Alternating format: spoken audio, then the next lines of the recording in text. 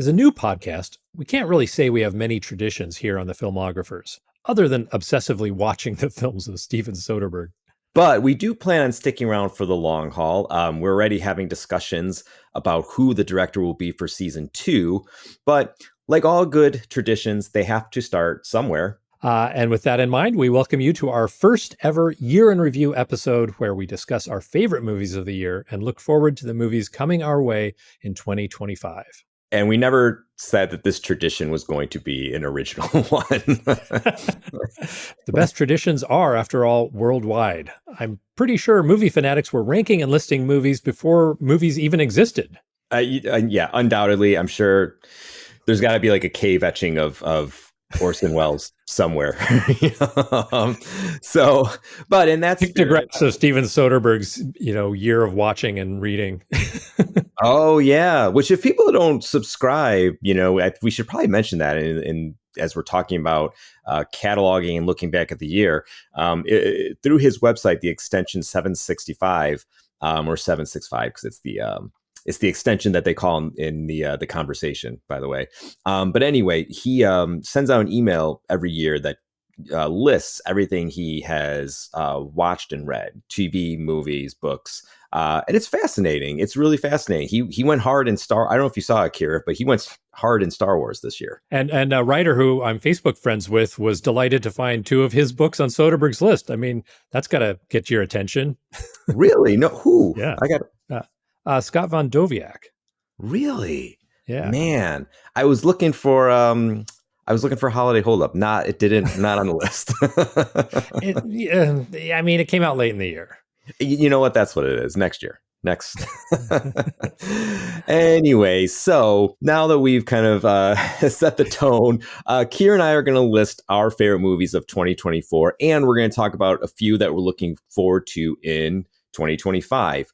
But we want to say, in terms of 2024, like we have an asterisk by it because we haven't seen all of the movies that may crack our top 10 list or top however many list eventually. There's just some that we haven't been able to see as much as we would love to be able to dedicate all of our lives to movies, but we have wives, children, jobs, paying writing gigs. Yeah, those two.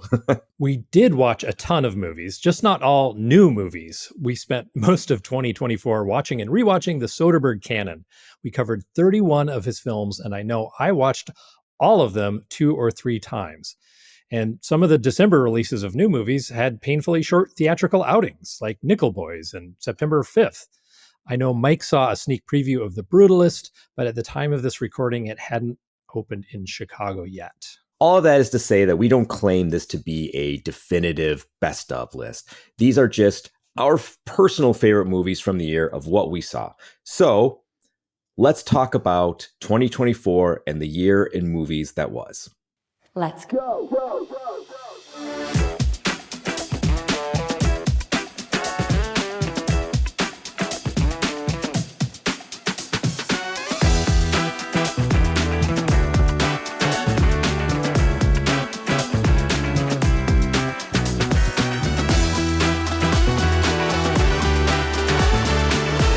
Was a TV show. Are you sure that's all it was?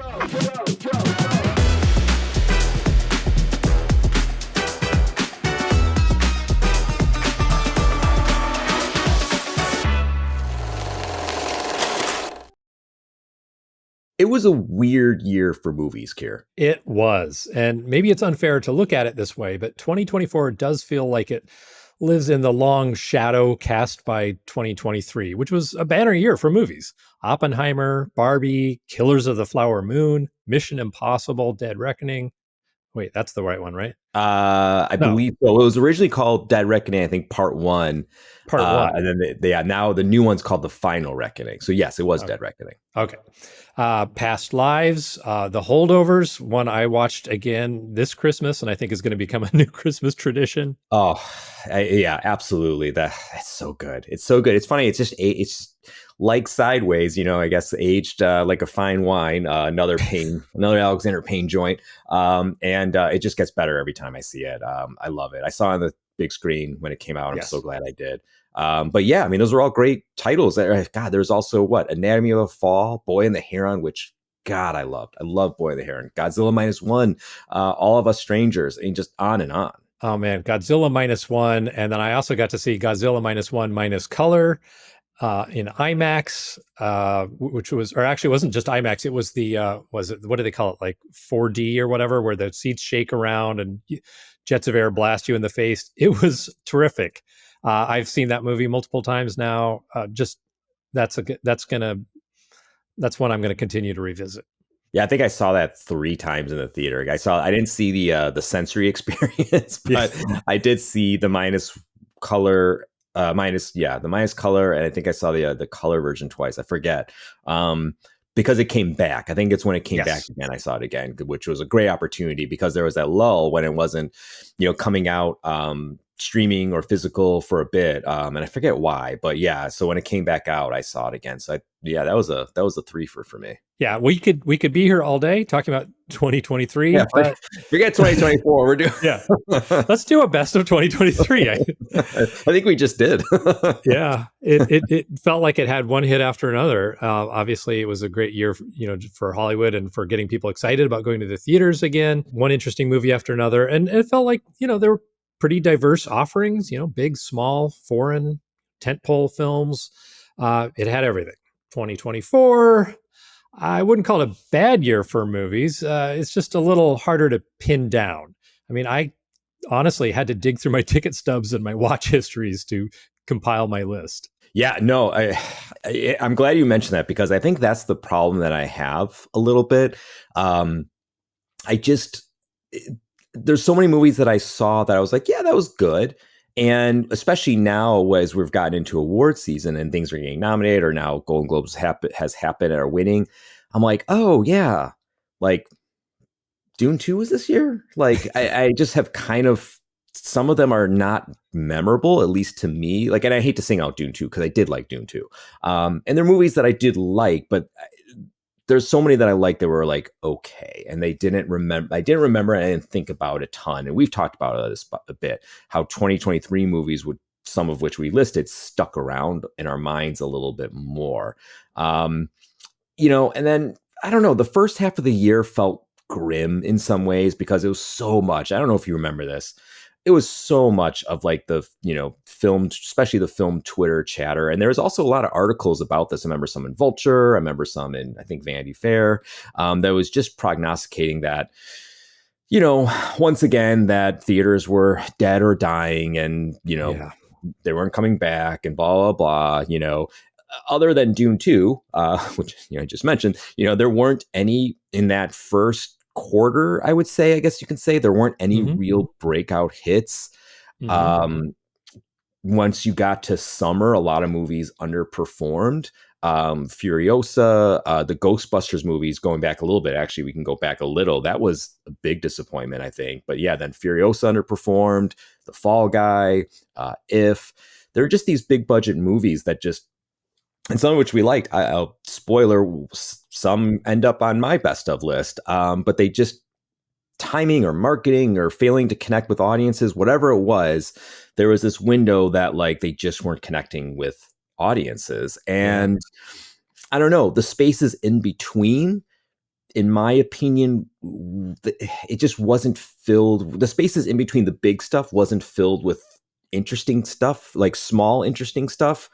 So it felt like a pretty big drought, especially in the context of coming off this like really high mark that was 2023, probably, and also box office in 2023 was terrific as well. So yeah, because, Barbenheimer, so it just felt like 2023, that first half started, it was a little bit of a whimper, Yeah, and honestly, even these days, even when there are some interesting under the radar films coming out, so many of them are spread out on 18 different streaming platforms that it just doesn't feel like,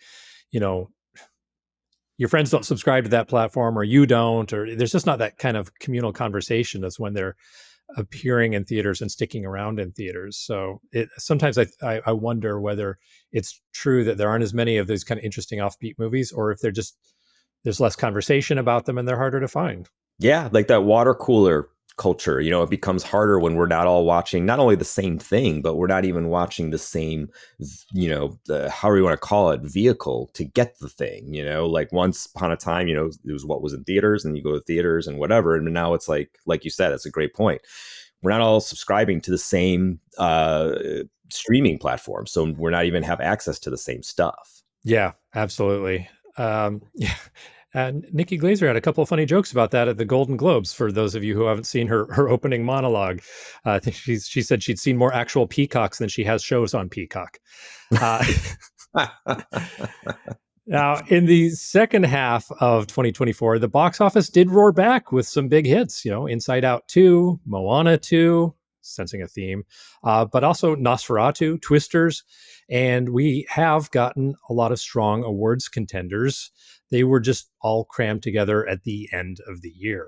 Yeah, it felt like the most interesting movies, and this probably isn't totally true, but it felt like they came out in like the last 5 weeks, like it just felt that. I mean, it felt like there was like this flurry of activity of like, box office surprises, like you mentioned, Nosferatu, which, by the way, we have a video review on that, a little bit of history on the film and the making of, so check that out. But it just felt like the last couple weeks were really like a lot going on that was absent in the start of the year. Yeah, absolutely. And of course, that's, partly by design, because everybody wants to be fresh in the minds of the people considering things for the Oscars and the awards.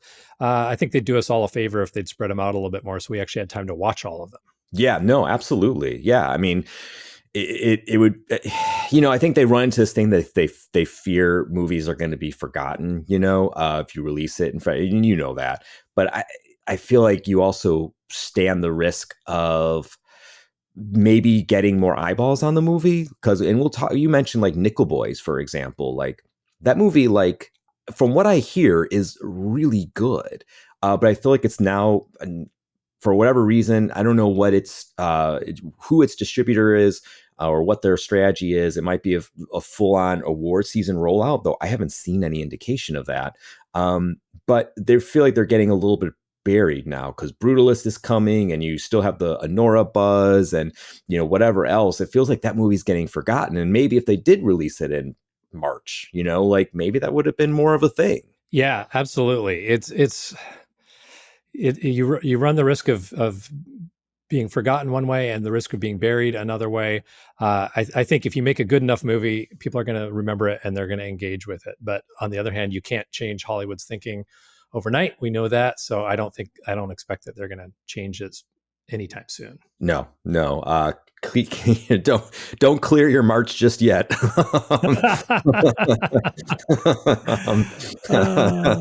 So now that we've teed it up, I want to know about your top films, Keir. Like how many? So we didn't set any standard. We just wanted to keep this, I don't want to say loose, because we both did our homework and went to our respective movie labs. But how many movies did you come up with, Keir, for your list? Weirdly, I actually came up with 10. It does come up with a caveat that I'll mention in a moment, but I just kind of made my list of movies. I shuffled them around a bit. I drew a line under it. I counted them up, and I actually had 10. So, but that was not necessarily by design. Interesting. Okay. So I initially had 5. I expanded it to 7. There's a lot of fringe ones that I'm sure you're going to mention. It's hard. It's hard. You're making your favorites. Like I said, there's some that was just like, yeah, I liked it. Do I call it, my favorite? Do I feel like it's the best of? Like, I not particularly. Well, and that gets to my caveat because, okay. So the reason that I have 10 movies, honestly, is that a few of these I saw really recently, because I have been trying to catch up a little bit over the holidays, and just it's there. We talked about this slew of great movies that have come out, and I want to see them, and so there are several movies that I saw so recently that I don't know for sure, but they're movies that I'm still thinking about. Whether it's several nights or a week after I've seen them, I suspect that I'm going to remember them and think about them for months to come. I'm putting them on my list now, but I haven't had a lot of time to cogitate. Okay. Yeah. Because we are trying to cram them all in. Yeah. Well, what's Give me one. Give me your top. I mean, like I said, they're not in order, but I will tell you this. I do have a favorite, and I will say what that favorite is. There's one movie that Interesting. is my favorite of the year. Okay. And I don't think that's going to change. But let's rip, Keir. What do you got? Okay. Well, I don't, mine aren't in order either, but I'm going to kind of give the three most recent kind of, I don't want to call them fringy, but like just because, again, I'm a little concerned about recency bias. So that's kind of why I put them at the bottom of my list, because I'm still thinking about them. But the first one is a movie that, because we've talked off camera, that I know you have mixed feelings about, Anora. I had mixed feelings about this movie while I was watching it. It wasn't until 2/3 of the way through it that I decided I liked it. I think the writing is not amazing. I love the visual sensibility, even though maybe the quality of the camera work isn't terrific. But I love a lot of what he's trying to do. I thought Mikey Madison was a really interesting performance, but ultimately, I think the trailer missold it so badly because it makes it look like it's going to be this like crazy love story about these star-crossed lovers who are on the run from the Russian mob, and that's not what it's about at all. And what it's about is actually much better. It's a messed up Cinderella story, and to me, what saves the movie or makes the movie really compelling is the final third. I mean, midway through, it turns into this kind of like after hours kind of like all-nighter in New York kind of thing, that is funny at moments, a little more serious at moments. It can be a little bit of a slog. But the final third of the movie, when you really realize that what this is a critique of capitalism. This is about how small people get, it's a Soderberghian theme. It's about how the little people get crushed by the rich people.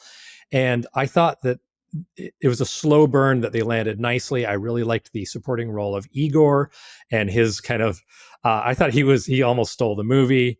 And then Anora herself, there's honestly, the ending of the movie is to me one of the better endings in recent history because it was so consistent with character and it kind of said everything. I don't want to ruin the ending for people who haven't seen it, but I think it's really powerful.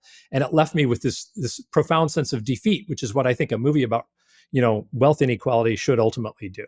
So it's far from perfect movie, but I think that it's a big swing and it's a movie I'll keep thinking about. Like you said, I did have mixed feelings about it. And I will say to start that I love Sean Baker. Like Florida Project, I think I've said it on this show, is one of my favorite movies of this century. I think the Florida Project is, a genius, brilliant work of art, a just wonderful movie that we never get to see that type of movie, never get to see these type of people. I adore it. Baker's done that before, and he is just so good at it and such deep empathy in his soul that I just really, really respond to. Now, Anora, I had some problems with, and I won't go into too much detail. I did like it. I did. I think I need to see it again. And there's a problem too of like hype. Like this thing was like super hyped. Yeah. And I guess Florida Project was too. I saw Florida Project late. I missed the boat on it when it first was released. And Tangerine, I saw Red Rocket pretty near release. But it's good. And like I said, I want to see it again, but I think that the issues that I have with it, and I'll just be quick. I feel like it's way too long, like 30 minutes too long. And I would go with about 20 minutes too long, but I agree. That's tough. A movie that feels that long, it's hard to really reconcile that. But I always love these characters that Baker presents. And I'm still processing Madison's character, and I thought her performance was great. As the kids would say, I guess I'm a Igor stan because I loved Igor so much. He was not at all what I expected, and I thought he was such a terrific character. But Baker's great at presenting these hustlers who are just trying to get out, trying to eke through and maybe get out, and I really, really appreciate that. I really love it. But my problem, I guess, is like, the character of Annie / Anora is so sharp and so smart. You see her in the beginning, like those great, like first, like 6-7 minutes where she's just kind of as a dancer, hustling people out of their money, oh, let's go to the ATM. It's okay. Yeah. That's fine. Yeah. How about she's really, really good at it, and there's a charm to that. But if she's so sharp, it's not a love story. And you get the sense that I guess that's the problem. You don't really quite get total clarity on her character, but I get the sense that she's not in love with, what's his name? Vanya? Vanya. She's not in love with this guy, and this is probably a hustle. He's her ticket out, and she knows she's going to spend her married life watching him play video games. Yeah, totally. But if she's that smart, I guess it's disappointing and incongruous to wonder why she didn't see what happened coming. Like why she was so blindsided, why she was not prepared, why she seems too smart for the second act for her to be too befuddled by what was going on around her. And I was agree. Really frustrated by that. When they finally find Vanya and she's minor spoiler, when they finally find him and she seems like she still genuinely thinks she's going to get through to him, and I thought by this point she knows. He's a child, He is a child through the whole thing, and she knows it. That's why she's able to con him. Yeah, I had the same feeling. Sorry to stay. Yeah, but yeah, I disagree. I was so surprised that the pleas to him. It's like she's seen it, and everything that these guys when they come in the house are saying, they're basically Vanya's fixers come in. She knows it's over, it's done, and yeah, those pleas to him, be like, tell him we're not getting divorced, tell him this, like it felt really empty and out of character, disappointing from her, so I had some quabbles with it in that sense, and a couple more, but overall I did like it. I love Baker, and I'm glad it exists. I hope it continues to do great. Yeah, I agree. It's far from a perfect movie, but sometimes I feel like the messy ones are the ones that have some sort of weird staying power.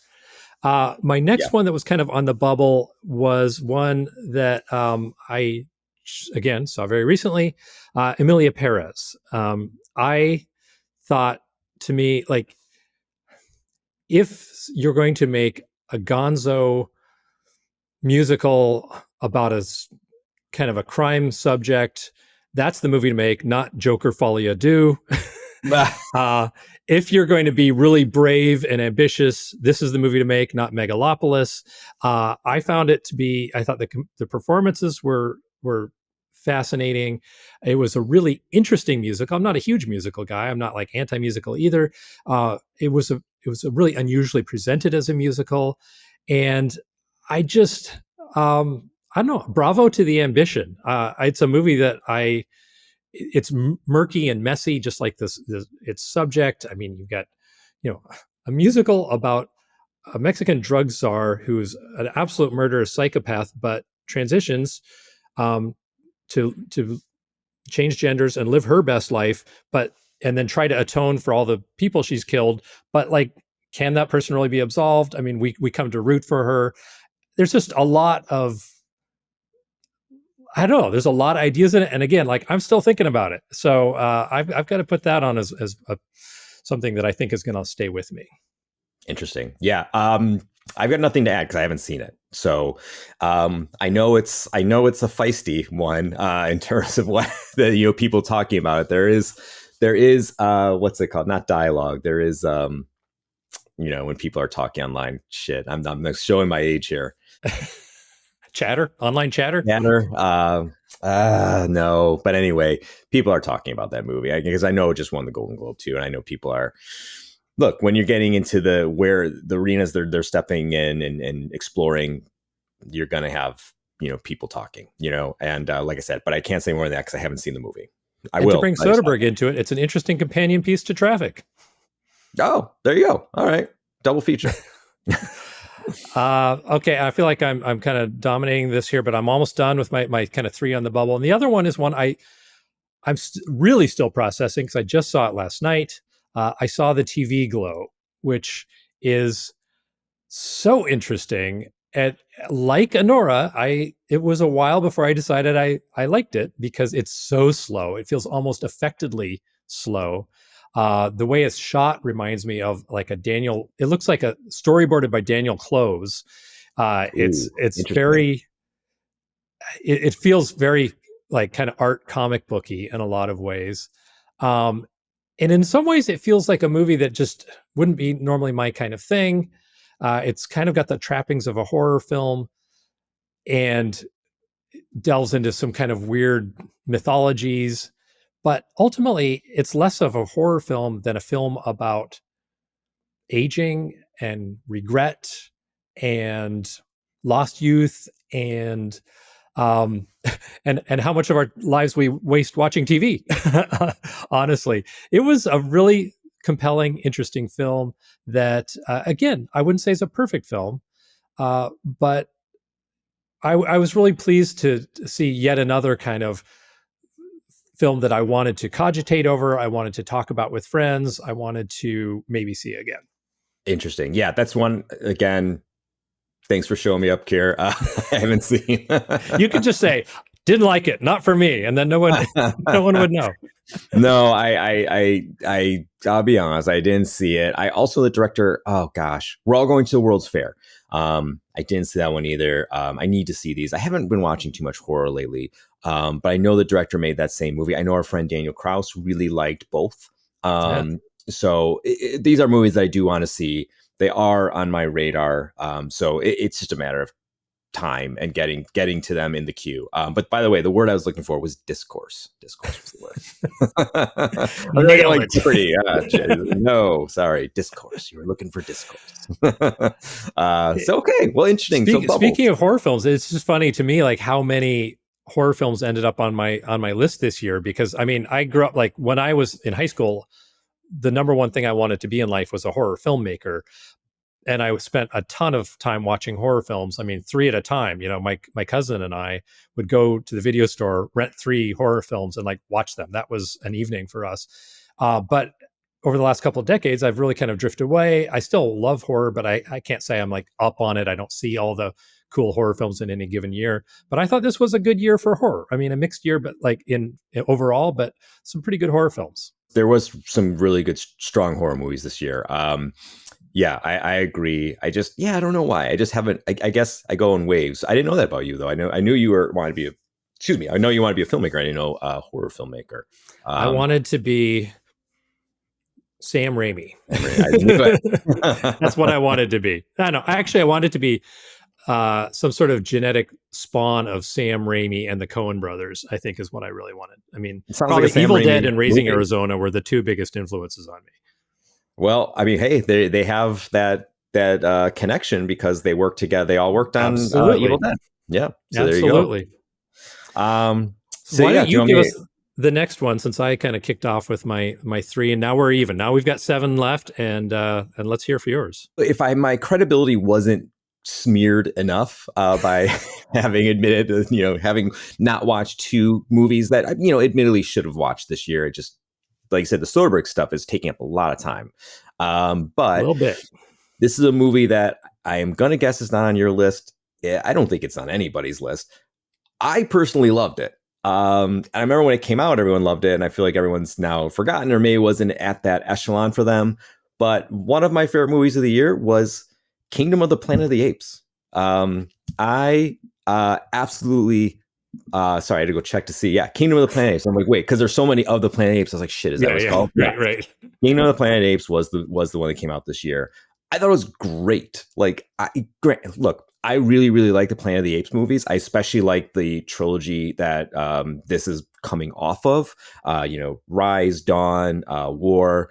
I thought all of them are absolutely terrific movies. I think they are just some of the best blockbusters that you can possibly make. They're smart, they're nuanced, they look great, they feel great. They're just such superb movies. And coming off of how strong that trilogy was, there's a lot of, for me at least, a lot of trepidation of like, well, what do you do? We no longer have Caesar, Koba, these great characters that this movie that the trilogy created. Where do we go from here?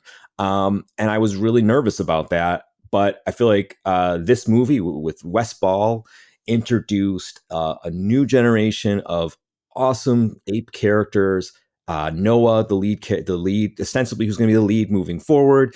I really loved this world that they created. I loved the adventure of it. The first 5 minutes, like the apes, go swinging around through the buildings that have been overgrown by, this takes place, the trilogy goes a little into the future. This takes place well into the future of the fall of man. They're swinging through the whatever's left, the skyscrapers, the vines have taken over the trees, and the camera work is so great. It's so well done. And Westball did the Maze Runner movies as well, and I think those are really good too, and a great adventure through that. I just think it was a very smart tentpole movie, and it looks great. I got to see, there's a special feature for those who don't know, who really like this movie. There's a special feature where it's actually, you can watch the movie with the humans in all their mocap stuff. Oh, wow. Yeah, and see how good those performances are and what they're doing. Like it's fascinating, because you take for granted, like you see like the ape, but like the people playing the apes, the performances are exceptional. Andy Serkis and Caesar was amazing, deserved more credit than it got. I love the Apes movies. I have a bias toward it, and I especially love that trilogy, but I think they couldn't have done better extending that mythology, and also, carving a path for something new. I loved it. Well, you're right that it's not on my list, and now you get to show me up because I haven't seen it either. It's funny because I remember seeing the trailer and thinking, "Oh, this looks great." I am not as much of a diehard on the Apes movies as you are. I've enjoyed the ones I've seen. I generally like that franchise, but yeah, for some reason it seems like that movie kind of came and went and didn't get a lot of attention, and I had forgotten all about that. So now you've given me some incentive to go check it out.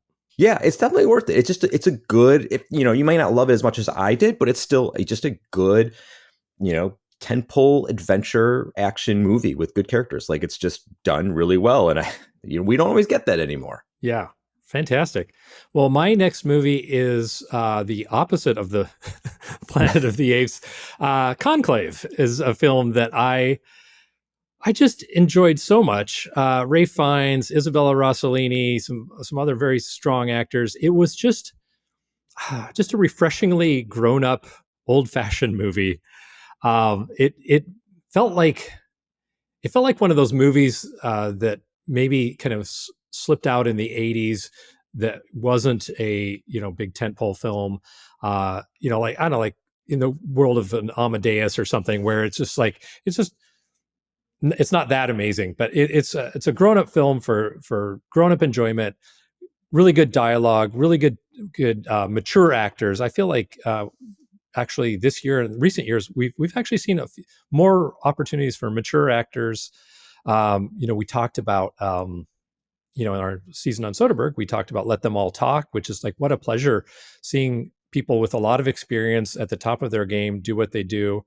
Nothing against the young up and comers, but I'm at an age where sometimes like actors in their 20s just look interchangeable to me, and I struggle to remember who they are. And then I see somebody like, "Oh, Isabella Rossellini, how nice to see you again." So I just, I won't say much about it, but I think it's just a excellently crafted film. Wonderful night at the movies. Enjoyed it. Yes, I'm with you. I have that on my list too. And the only thing I'll add is that I guess I'm not disappointed.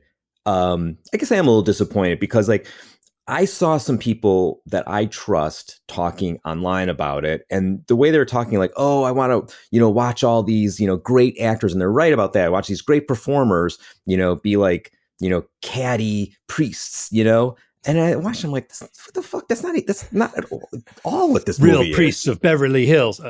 Yeah, like, I'm like, wow, you really either didn't see the movie or are really shortchanging it for like a movie that's, I thought, had remarkable depth. And it wasn't just them being like backstabby, like, girlfriend. It was not that.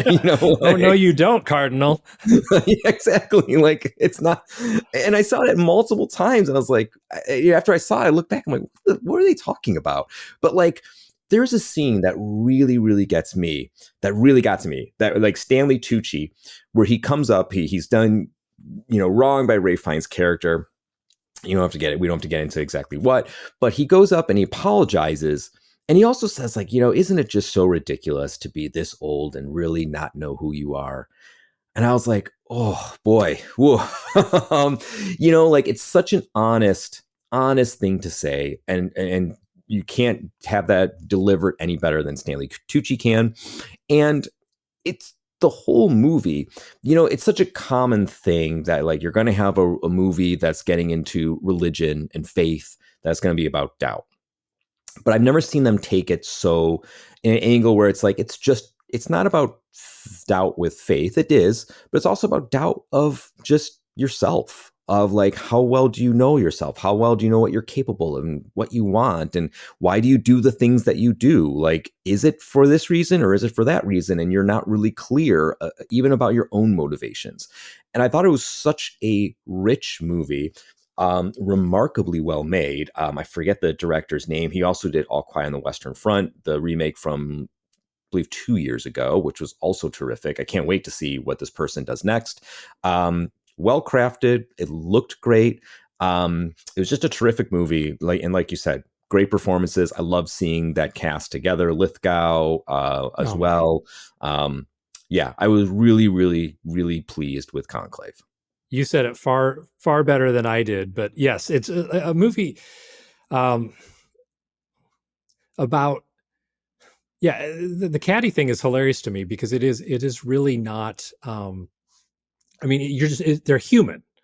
Mm-hmm. And by human, sometimes they're not,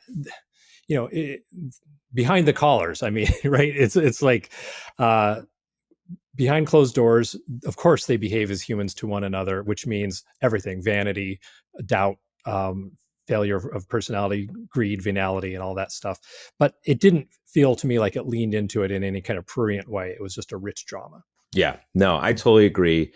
I loved it. Sorry, you see my hand. I hate when this happens when you're like, see your hand when you're in the video, you're like looking at something else. But I'm going to look up my next movie. And this is one that I know we have both seen.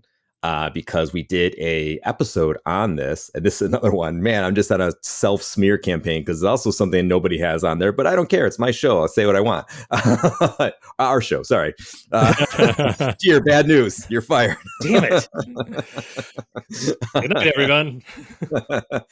But we can say what we want, and I'm going to say, oh, sorry, Keir. I'm going to say another movie in my top movies I saw this year. Whatever. I'm just throwing it out. Smile 2. You know what?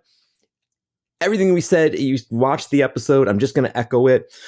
It took a decent horror sequel or a decent horror movie that actually it had $1 million hook and like so-so execution, and it took that original Smile and made it into something far, far better and scarier and well crafted and well acted, and had an ending that left me like speechless. And I walked out of the theater being like, just amazed and, almost like the breath taken out of me because I was so enjoyed the experience, and maybe if I saw it at home and maybe if I didn't see it at the right time, maybe I wouldn't have loved it quite as much. But you know what? I saw it when I saw it and I had the experience that I did. And that's what I go to the movies for. And Smile 2 gave it to me. I thought it was well made. I thought everything about it worked really well. It was scary, original, unique, surprising, a great sequel, great movie. I loved it. Well, Mike, the reason you see such a big smile on my face is that it's also on my list. Really? For all the reasons you said. And I mean, it's just an absolutely delightful film watching experience. And sometimes I don't need any more than that. I mean, I can like Conclave and I can like Smile 2. That's the wonderful thing about the movies. We don't have to pick the important movies or worry about picking the movies that like are going to be on other people's lists. I would never want to live in fear like that. So I'll just say I echo what you said, and people should check out our Filmographers Go to the Movies episode on Smile 2, which I think says it all. Wow, man. Yeah, this truly, it still is our show. I'm back, baby. All right, now how many movies are back? We're back. It's all coming together in 25. So the next one is me, and I'm going to pick a movie with the most unfortunate, misleading title. It's as bad as giving a movie a bad trailer. My Old Ass, which I think is the title alone almost made me not want to watch it. But I found that to be one of the most I don't know. It was a tearjerker in an amazing way. It was a really wonderful kind of coming of age and coming of maturity and dealing with loss kind of movie. Watched it with the whole family. I think we all liked it. I know I was dabbing at the corners of my eyes when I wasn't laughing. It just was a refreshing, under the radar surprise. Aubrey Plaza gives a terrific performance, as you would expect. She's perfectly cast in it. But gosh, I'm blanking on the name of the actor who played the lead, but she carries She's the great. movie. She's the lead. I apologize to her. Like I said, if you're under 30, it's going to take me about 10 movies to remember your name. But I really liked it. And interestingly, I will say that it would make an interesting double feature with I Saw the TV Glow. Just anybody watching or listening, just consider that there's some interesting resonances between the two of them. Very cool. Okay, well, I'm intrigued now because this is a movie I have seen. And if I had 8 movies, which I don't know, it's not like I limited myself. I really enjoyed it, is what I'll say. Like, I don't know. You've seen the time travel conceit, and I wrote this on my Letterboxd review. You've seen this time travel conceit done a million times, where it's always about changing the past. And here comes this little indie that turns that on its head and just says, what if you can't change the past? What if you just appreciate it more? And it's a tearjerker because of that. It really makes you feel things, and I really enjoy it. Like, love the performances, is well made. I'm throwing it on my list. It's on the list. All right. Yes. 8 movies. Yeah. Yes. Yeah. My old It ass. deserves to be on your list, Mike. I agree. So my old ass is on there. My next one is a movie that I saw earlier in the year. Managed to squeeze in. It's a Netflix movie. I saw it theatrically at the Alamo. It played for 4 or 5 hours because that's Netflix. Hitman. I love Linklater. I've always loved his movies. They're just these they remind me of a breezy 70s pop rock song, man, that you're just you're just jamming to and you feel good, It's like the best Eagles song in a movie. But it's Glenn Powell is an absolute movie star. He's awesome in it. Dreamboat. Oh, he is. Oh, no doubt. He is. He very much is. A better movie, by the way, that he was in, that Linklater made, and this would have been on my best movie list that year too, was Everybody Wants Some. That was the very early Glenn Powell that Linklater, I don't think discovered him, but that their relationship forged. They actually wrote Hitman together. It was a breezy, fun, smart, romantic comedy-ish. It's like a black comedy, but it just...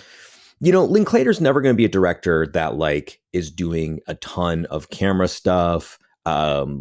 He's not that mise en scene guy, and he'll be the first to admit it. He's like, hey, I'm just making a movie. I just want to tell a story. And he tells a story well. And he has this magic trick that he pulls. And he's been doing this since Slacker. Every time I watch Slacker, I'm kind of bored. I forget how boring Slacker is. It's a great movie. It's a seminal movie, but it is kind of It was boring. a movie for its time. It's definitely a movie for its time, which is my time, and I watch it. I put it on every few years and I'm like, oh boy, this is boring. And I get to the end and it has these kids freewheeling and making a movie and, good pop music comes on. And I'm like, oh, wow, this is really nice. I really like it. It always ends so pleasantly.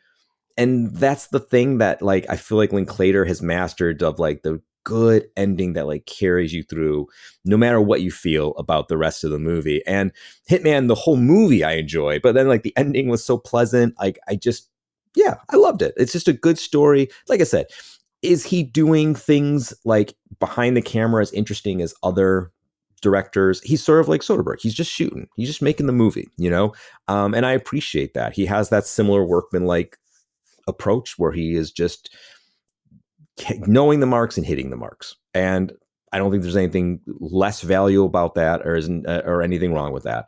And what he produces is just good, solid movies. And Hitman's one of them. It's one of my favorite of the year. Excellent. I enjoyed it quite a bit. I kind of made these groupings when I was putting my lists together. I had, great, which ended up being my 10. And then I had the pretty good, And I kind of roughly was putting those in order because I was trying to see where things would shake out. And, I guess if I had a list of 12, it would have been number 12. Like I did like it quite a bit. I just ultimately, for me, the deciding line was I'd kind of forgotten about it. And I thought, well, it just didn't stay with me as much. But it was a totally enjoyable experience for all the reasons you say.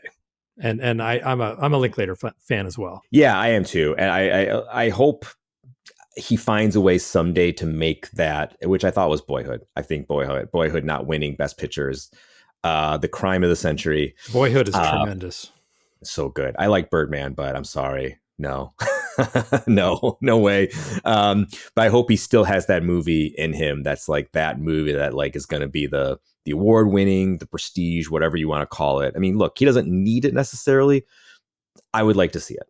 So my next movie is, I would say, something that I appreciate for kind of similar reasons you were talking about Hitman. Honestly, I don't think this is going to be on many years' best lists, but I absolutely adored Thelma. I thought Thelma was so much fun. And again, talking about great roles for actors who've maybe been around for a little while.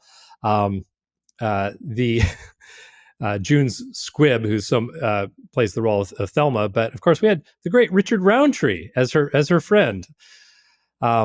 He's a bad mother. You're supposed to say, "Shut your mouth." Oh God, I missed my cue. God, line. Anyway, it was a light movie that felt like, I don't know. I mean, if you have aging parents, if you've have aging grandparents, if you've ever lost an elderly person, if you've ever had to put somebody in a retirement home, I just thought it also had some very poignant moments. The humor was also incredibly well timed. There were some moments, there were some gags that were so great where they're getting Mission Impossible level tension out of trying to get Thelma to close a pop-up and she can't find the little X in the corner. And it just felt so true to any of us who have lovingly tried to help the seniors in our lives with technology. It was just fairly light, but some deeper moments and an absolute pleasure to watch. I just really love that movie. I would imagine that's one I have missed. That would be on my list if I had seen it. It's right in my wheelhouse. I just missed it, but yeah, I will definitely be watching that for sure. And I have to say, it was recommended to me by my stepmom, and she just absolutely loved it. And so it's multi-generational. Nice. Okay. Yeah, I'm gonna expedite that on the list because I should have seen it. Next for me, and we don't have to say much about this movie because we have already, and it is Nosferatu. Just a terrific remake that was just played to Robert Eggers' strengths, I think. We talked about how some of his movies, it's hard to say some of his movies, it's only his fourth, but like Northman felt really unmemorable. The Lighthouse, for me, didn't really connect. I love The Witch. I think it plays to exactly his strength of like the pageantry and the framing and the way that he constructs the look, the particularness that he gives to the look and feel of his movies and what he's going after of time and place and that specificity that he does so very, very well, with an added dimension that was lacking, I found, in other of his movies, of really resonant character depth and emotion that Nosferatu had. I wouldn't necessarily call it a scary movie. I mean, obviously it's definitely horror and horrifying, but it's not. It's just so much more about atmosphere and tone, and that's what Gothic horror is. And he did it. I just can't imagine how it could have done. Who could have done it better? How it could have been done better? It was resonant. It had depth. It looked great because of the pageantry, because of his specifics. And I really, really loved it. I think it was just, it deserves all the success that it's been getting. And it's been getting a lot. And I'm thrilled. So yeah, Nosferatu for me. It's not scary per se, but it creates a wonderful sense of creeping dread and tension. And as you say, with a Gothic, that's all you need. Anybody who saw our Go to the Movies episode won't be surprised that it's also on my list. Another point of agreement between me and Mike. Just yeah, I won't add anything because we said it all in that episode, and you just said it again very eloquently here. I enjoyed that movie so much, and I'm really pleased to see that it's a big success. Yeah, that's awesome. Yeah, I'm really glad it's just becoming a massive breakout hit. And that just allows more of these types of movies to be made and more of Eggers, flexibility to make movies. So I'm glad it's a big win in many ways. Well, next I'm going to say, boy, so I don't really have an order for these. I mean, I've generally been going kind of near the top, and I haven't really picked a number one, but these are both movies that I enjoyed the heck out of. I'm going to say Furiosa, a Mad Max saga. To me, it did not quite live up to Fury Road, but it was nonetheless. How can you not love watching this movie in the theater? It was so much fun. It was just so George Miller deserves to be a deity in the filmmaking pantheon. I thought that the story works great in the Mad Max universe. The effects are maybe a little less amazing because you see some of the CGI compared to how much of the last one was all practical effects, but it still looks terrific. It moves like a mother trucker. It is, I don't know. I mean, I just love it. I don't know how much you can say about it, but it was absolutely a highlight of my film watching year. Yeah, same with me. You said it perfectly. How much can you really praise the absolute spectacle of this movie? And it also was very smart. The character, the story, the mythology, like the weird kind of like biblical, undercurrent of like that he's, doing in these movies, is so cool and so smart and so entertaining. And then you watch like these behind the scenes, and it just becomes even more amazing. Like just the shot to shot, the way he visually orchestrates, particularly his set pieces. When they raid Gastown, it's an all timer. I mean, I wish people can fully realize just how difficult that is and how intelligent it is and how well done that is, because it's incredible. There was one other thing I wanted to say about it, but I can't remember now. It's just great. It's just a great movie. I loved Anya Taylor-Joy in it. Chris Hemsworth, such a surprising character. You're right. Yeah. It's not Fury Road, but it doesn't need to be. I'm glad that it's not. I'm glad that it became something different, and it is absolutely terrific. Yeah, as you say, Miller's just a master of set pieces. I mean, just in terms of visual storytelling, he has few peers. I fully agree. And that probably is my number 2 movie of the year. And also, we did an episode of that, so everyone just heads up. We're just cherry picking our go to the movies episodes here. We try to pick good ones when we go. True. Although, I mean, Beverly Hills Cop Axel Foley, maybe not. Well, we haven't revealed my number 1 yet, Keir. I'm excited. I'm dying to know your number 1. So my number 1, I think, well, whatever, like I said, my near the top of the list. I mean, I can't wait. I'm is thrilled. The Substance. I thought The Substance was a riot and a ride, and visually so remarkably clinical, and I love the meta, like all the subtext behind it, because you've got an actor in Demi Moore who's, in Hollywood years, she's past her prime, coming back to play this role of a woman who will take extreme measures to regain her lost youth, to save her career, and it goes horrifically wrong. I'm not usually a huge body horror guy. I mean, when I was younger and had a stronger stomach, I was a big Cronenberg fan. I will say the last 15 minutes of this film are kind of hard to watch, but I think that the clarity of vision and the execution and the dark humor and the actual horror, it is horrifying.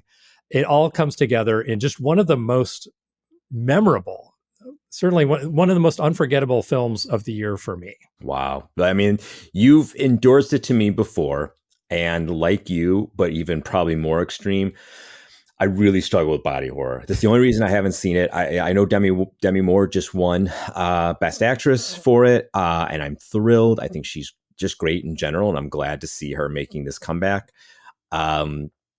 boy, is it going to be hard for me to see this movie. I mean, if you watch it on a smaller screen, and maybe it'll be less terrifying. It's rough on a big screen. Yeah. Oh, yeah. That's a good point. Yeah, maybe. Yeah. And if I have a pillow that I can bury my head into, Watch it through your fingers. yeah. Like, Dad, what are you watching? Oh, leave me alone. So it's one of those movies I should see, but that's the only reason it's prevented me. I'll be honest. I'm scared to see it. I'm like, Totally fair. There was another body horror movie that came out this year. I forget what it was that people really loved, or maybe it was last year. That I was just like, nope, no, like I just can't. Yeah, no. All right, what's your number one? My number one, and this is, and I think, would you say The Substance is your favorite movie of the year? Let's see. I'm looking at my top three: Furiosa, Nosferatu. Yeah, I'm going to put it above Nosferatu and Furiosa by a little margin. Yeah. Interesting. All genre movies. Yeah. Cool. Well, it's like, who is it? Oh my God. I just read this great quote the other day. I've been going through these film history books, and somebody was just, it is really funny how so much of modern film is just, it was a Corman quote. Basically, he was complaining about how in these kind of hip filmmakers in the late 60s and early 70s basically rediscovered the B movies, where he had like kind of been making his bread and butter. And then he's like, yeah, they take the B movies and they class them up, and like, now what am I going to do? It's like, yeah. I mean, that's what HBO basically, that's how they made their stock and trade, right? With the Game of Thrones and Sopranos, just a gangster. Sopranos, yeah, like they just take the kind of classic stuff that was always B movies, but they add a psychological element. I mean, I'm all for it. Don't get me wrong, but yeah, I guess this is proof. Yeah, no. Yeah, another quote that I was going to say, and I'll give you my number one in a second. Going back, that I remember from Furiosa was an all-timer from Soderbergh, our man Soderbergh, who said something to the effect, and I'll get this as close as I can, like, I don't understand how they're not still making that movie and how multiple people aren't dead. Oh, yeah. He said that was Fury Road, yeah. Yeah. I'm with them. I still like, how did they do it? And there's been much study about it, books written about it, and it's just, and I love it. My number one, and this is my favorite movie of the year, and it would take a lot to dethrone it. My number one is Ghostlight. I absolutely, look, I probably have some hometown bias here, although I don't think I do. And there probably have some bias because this is the type of movie that I do love, the small character piece that, even as we look at something like Conclave, of those, like, and we say this all the time, a lot of people say this all the time, that we don't get movies, for adults anymore in that same way that we used to. And now when we still do, Conclave is still wrapped up in like the, Vatican drama, very, reality TV adjacent, apparently, according to some. But like, there's always kind of more of a hook to it, I guess you can say. Whereas Ghostlight, there really isn't. It feels like almost like a James L. Brooks movie or something like that. And it is not as funny as a Brooks movie, but there is moments of humor, deep heart, deep soul, wonderfully shot, wonderfully made. The three leads are actually, I don't know if you knew this, are all part of the same family. It's dad, mother, and daughter. They are all great. The script is terrific. It is so deeply affecting, emotional, honest, uncomfortably honest sometimes, but the journey it takes you on with these characters and the healing that it shows and the heart that it conveys. No movie moved me this way in a long time, and I just can't get over how good it is. I'm actually glad I watched it by myself, because it was ugly cries that I don't want anybody to be around. But I will watch it again now that I can kind of brace myself with, I would watch it with anybody, because I recommend it fully, highly. I wish more people would see it. It got a little bit of a release this summer theatrically. It's an IFC movie. You can catch it streaming. It's not available physical media, at least yet. I hope it gets some sort of awards recognition. I don't think it will. I think it's just too small for it, unfortunately. But It is a terrific movie. It's my favorite of the year. I adored Ghostlight. I think it's great, and I can't wait to see what the directors do next. Fantastic. I have not seen that yet. As I've been making my short list of all the films I missed during the year and kind of trying to cram through them in the last couple of weeks, that's been percolating near the top. I still haven't managed to see it. I'm going to make sure I see it in the next week or so, and see if I concur with your assessment. But thanks for giving that one some love, and hopefully a few more people will watch it. I hope so. It's deserving. It's a great movie and a Chicago movie. So, although more like, I think it's shot in Waukegan, but still, I will accept that. We'll take it. Here, just crossing it off the list. The North Shore, I don't think so. Yeah. For all you Chicago listeners out there. All right. What do you think? We take a break and then talk about what we're excited about in 25. Sounds good to me.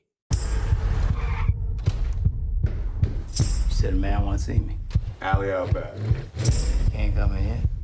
What is he, white? Oh, boy. So what's the score? We're sending a man that works in an office to pick something up. You are part of a babysitting team watching his family while he does it. Good morning.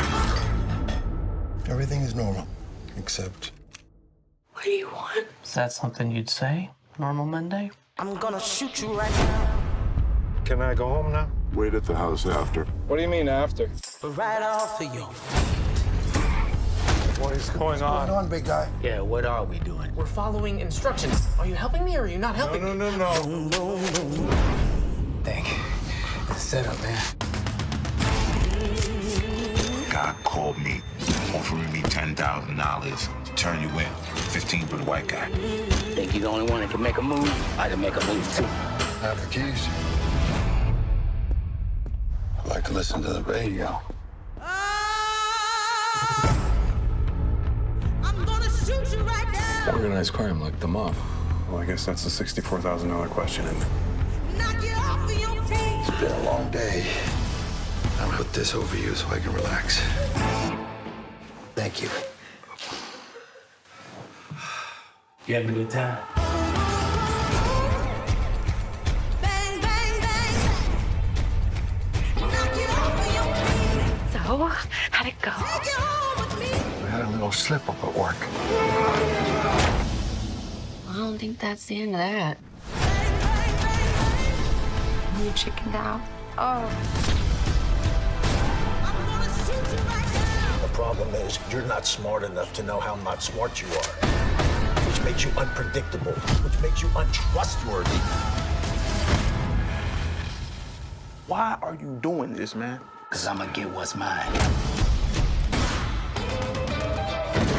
I'm sorry. I'm gonna punch you now, sir. I'm punching you. This is going to be a punch. Boom, boom, boom. Well, before we say anything about the other movies we're looking forward to in 2025, I think we have to start out with the two by our man, Steven Soderbergh. This is so exciting. You know, we've gone a whole year without a new Soderbergh movie. Now we're going to get two, and not only two, but two within the first part of the year. Presence, opening on January 17th, and Black Bag, which will be March 14th. Yeah, and they both look like really different movies, which is cool. You know, his first horror. Black Bag, we're going to talk about this length soon enough, but like this trailer I thought it was a great trailer. It just looks to me like this like thrilling return to like almost like a popcorn Ocean's 11. It's not a heist movie, but like it, I don't know, something about it felt like like that, and I was like, oh man, I feel like Soderbergh's gonna have some box office. I think he might have some box office success glory with both of them. I think Presence coming off of Nosferatu, and with Wolfman, I don't think it's going to compete. I think they're all going to kind of rising tide lift these boats, and with the buzz it has from Sundance, I think Presence is going to do really well, and I think Black Bag is going to capture a wide, knock on wood, a wide adult audience. I'm excited. Yeah, I hope so too. And we've talked a lot about how his recent more streaming adventures, it just feels like he's not getting the attention he's due. Black Bag in particular kind of makes me think of haywire a little bit, which didn't maybe do as well as it could have, but a lot of people love.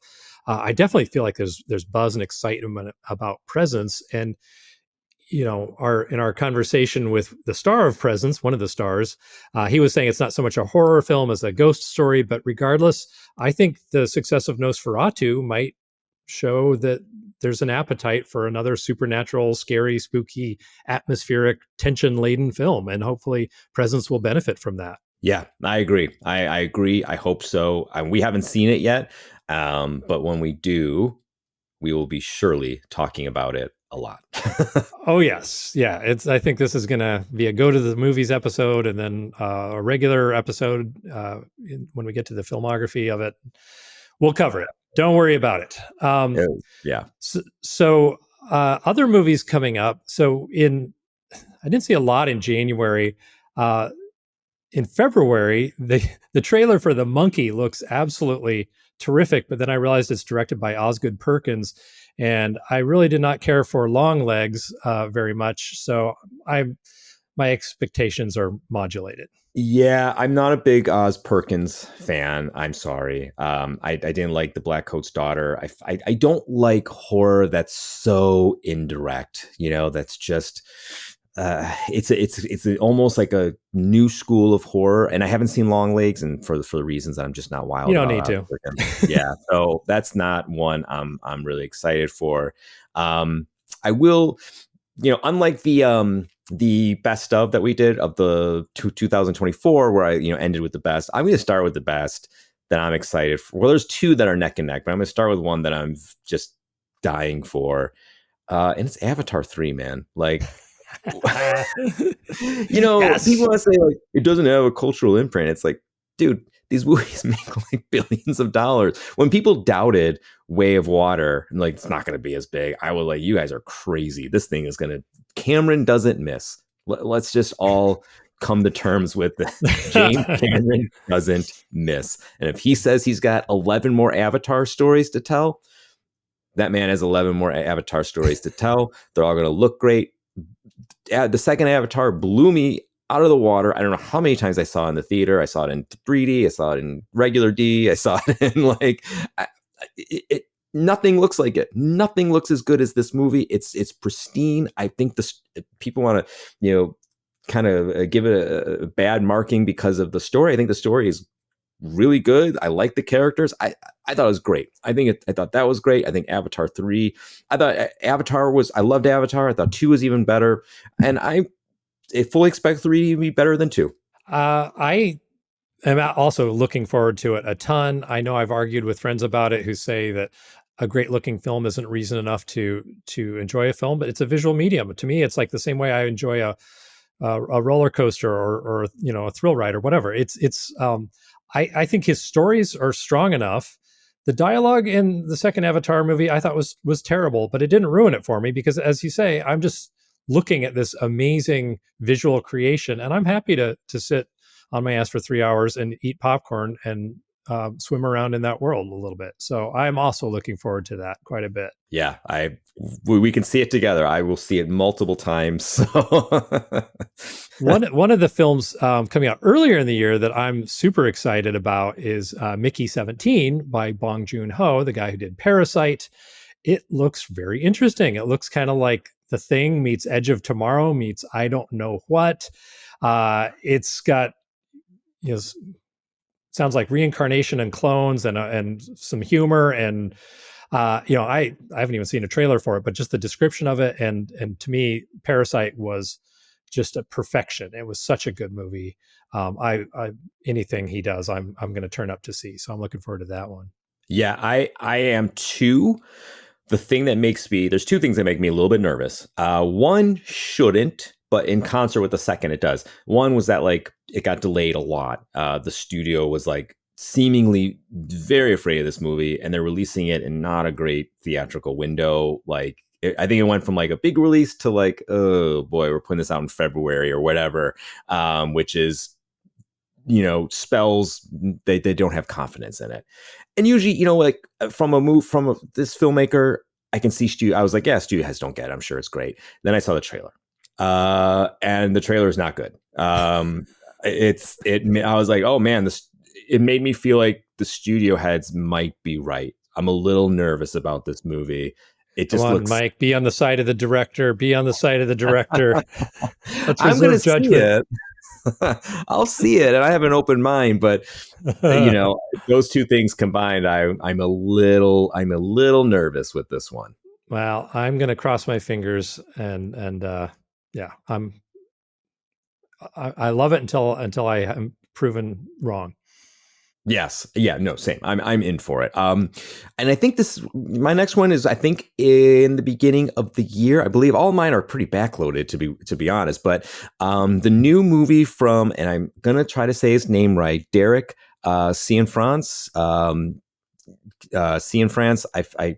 Sorry, I don't know how to surely say butchering that. it. He's the director of Blue Valentine. Blue Valentine, I think, is a excellent movie, one of the best. It just so good, so simple, so visceral, and so well done. And he has a new movie come out. He hasn't had a movie coming out in years, and it's called Roofman. I don't really know much about it. It's a movie I don't really want to know a ton about. It's almost like Mickey 17. If you put that director, I'm the type of person, and look, any person like us is the type of people that, like, there are just directors who just have blank checks, who are like, whatever they put out, I'm going to see in one form or another at some point, and Derek, last name TBD, Derek C. is one of them, like he's, granted, he doesn't have a huge filmography, but like it's an interesting one, and he made a great movie, and he's been away for a while. So I'm excited to see what he's got in store with his comeback. Very cool. Yeah. And I agree with you. Like I'm actually not one of those people who tries to learn too much about a film before it comes out, because I just, I like to walk into everything with a complete, as much of a blank slate as possible. Just surprise me. Let me see, I don't mind knowing the premise, but I'm also happy to not even know the premise, which makes it hard to pick movies. But sometimes it is just like the director or the director writing team or something, or you hear some generally good buzz or something. I hear a lot of good buzz for the film On Becoming a Guinea Fowl, which has been, I think, released elsewhere in the world last year and is finally coming out in spring this year. I don't know a ton about it. It sounds like it's a pretty intense movie about, sexual double standards or something like that. Again, I'm kind of in ignorance, but it keeps popping up on people's, I don't know, it just keeps popping up here and there. So that's a movie that I'm looking forward to actually being able to just walk into a theater and check out and kind of sight unseen. Cool. Yeah, I don't know much about that one, but I'm going to do a little bit of research now, poking around, because I'm very unfamiliar with that one. One that I'm sure we're both familiar with, a big one coming out from a top director for me, one of the top 5, if not top 3, is Guillermo del Toro's Frankenstein.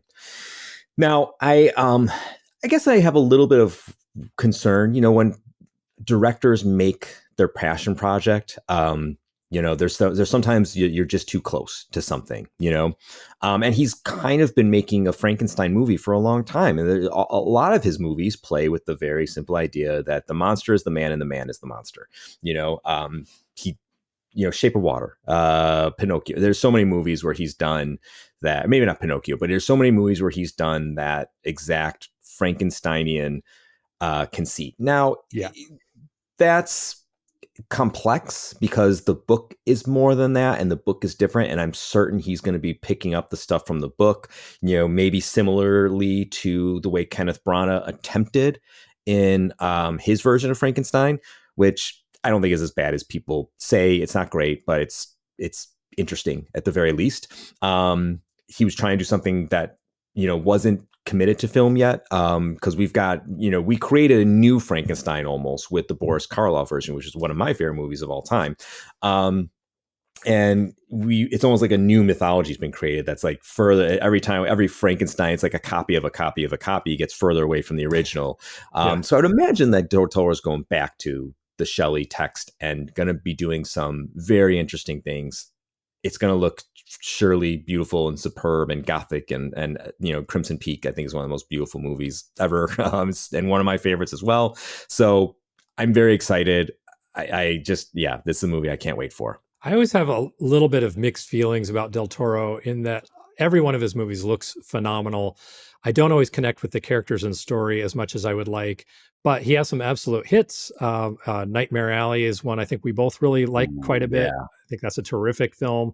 To me, really one of his best. I'm always interested to see what he does. There's no question about that. So another one that I'm really looking forward to is Happy Gilmore 2. Just kidding. I had you going. Wait, is that real? That is real, isn't it? It's real. Oh, shit. Hold on. I got to edit my list. Yeah. Clack, clack, just kidding. clack, clack. Moving along, not Happy Gilmore 2. I'm actually talking about big tentpole films. I'm looking forward to Mission Impossible: The Final Reckoning. Those are always good summer, see it on a big screen with a bucket of popcorn movies. They're always relentless thrill rides. The action sequences in the last one were jaw-dropping as you'd expect. To me, there's summer's not complete without a movie like that. It's coming out in late May, so it's kind of early summer. But yeah, I'm looking forward to that.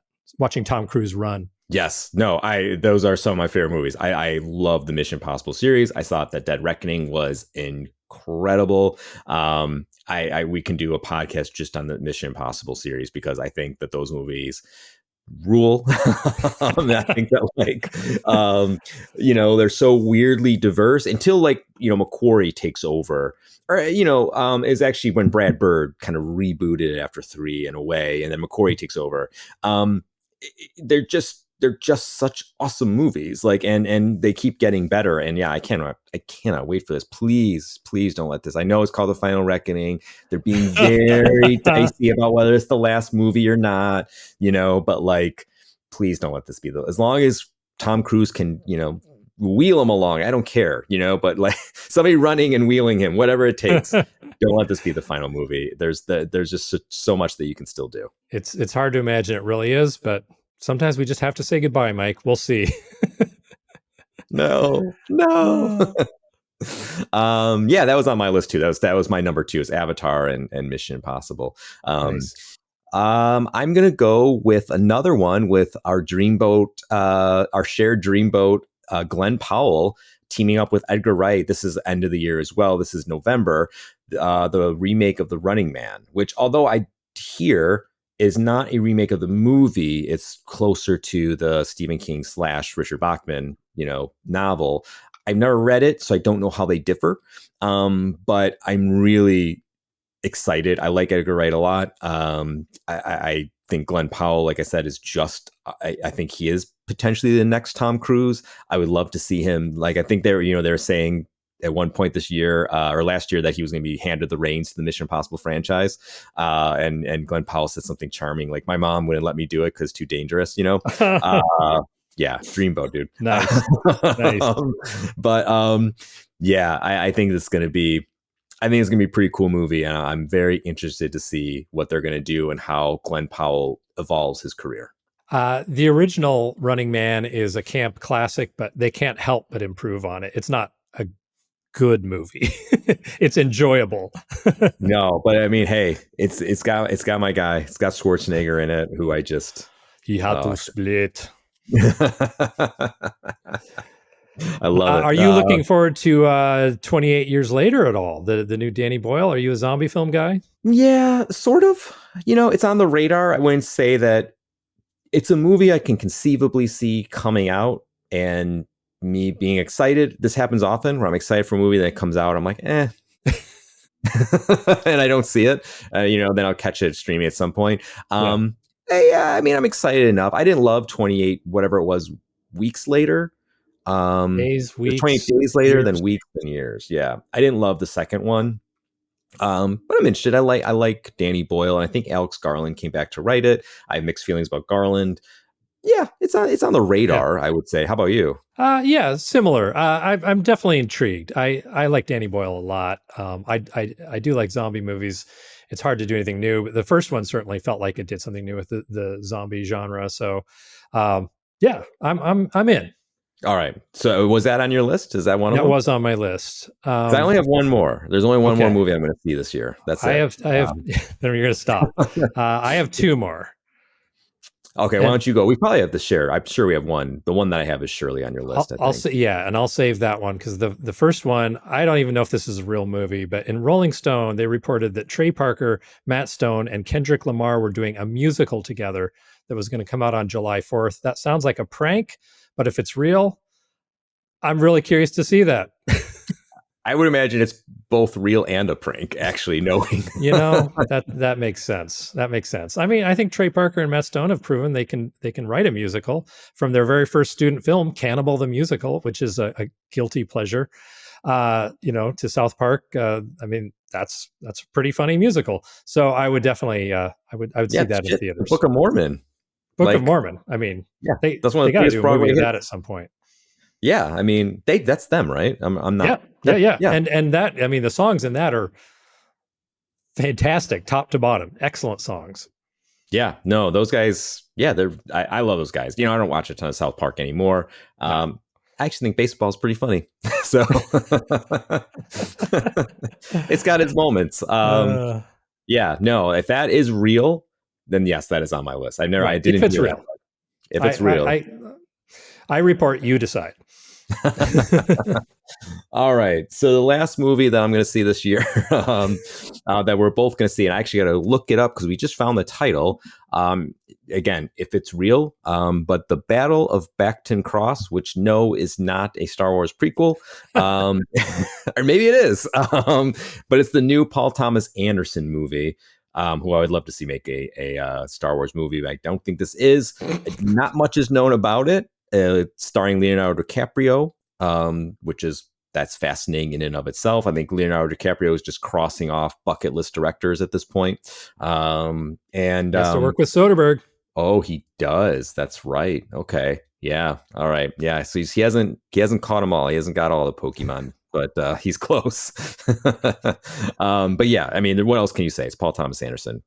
You show up. Well, yeah, that's the T-shirt. It's Paul Thomas Anderson. You show up. You buy your ticket and you sit your ass down and you watch the movie, kid. Exactly. That's how they learn you. But that was it. That was my list. I mean, there's a lot more. Obviously, I think I am actually really optimistic about 2025. I think it's going to be, after coming off 2024. I feel like there's what I'm seeing is a little more exciting. Even like stuff like Superman, which generally I'm not a superhero guy.